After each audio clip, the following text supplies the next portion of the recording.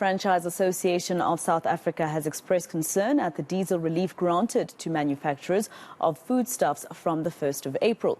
The regulation says if diesel is used for a generator that powers any portion or the whole food production process, then the producer can claim the relevant part of the Road Accident Fund levy paid.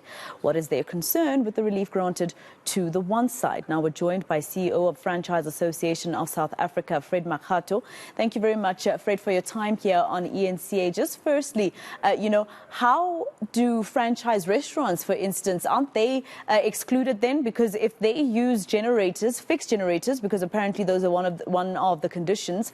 If they use fixed generators, just because those generators also would power the fridges that store alcohol, it means they can't, they can't access this reprieve. That is our concern, that food manufacturers and food retailers, only the food manufacturers are there to benefit at the expense or at the exclusion of food retailers and wholesalers. But not only that, also the consumers at large are excluded from the relief. Looking at how the announcement was made, we are concerned in that we don't see the rippling benefit to other supply chain stakeholders who are involved in food supply. And that is a concern for us. We are worried.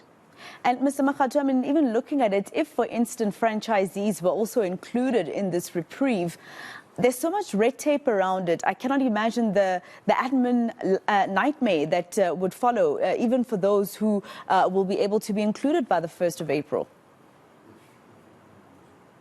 I think that will call upon the finance departments to calculate the road accident levy, which they will have paid to SARS at the end of the month. It involves hard work, but it's a benefit that I think we will welcome, because all what it does, it gives relief to small businesses as well as South Africans at large. But denying that benefit at the disaster as announced by the president is a travesty of justice.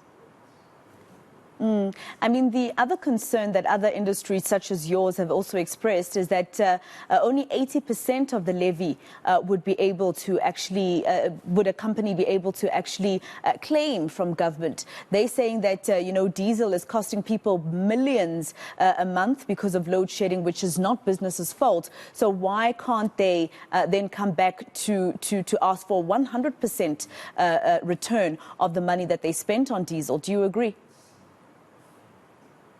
I do agree fully, because if you look at the levy itself, it's a contribution to the Road Accident Fund, which is a tax. It's more of a tax rebate. But diesel is not bought by choice. Businesses are forced due to circumstances not at their own making. Load shedding is not in consequence of business not having played their part, but it's in consequence of an SOE and the management and whoever who haven't done their part. So now business is called upon to pay for, if I could call it inverted brackets, poor work at Eskom. And that on its own is burdensome for businesses, especially small ones. Yeah, well, thank you very much, Mr. Fred Makgato, for speaking to us here on eNCA. Hopefully, your cries will be heard by National Treasury. He is the CEO of Franchise Association of South Africa.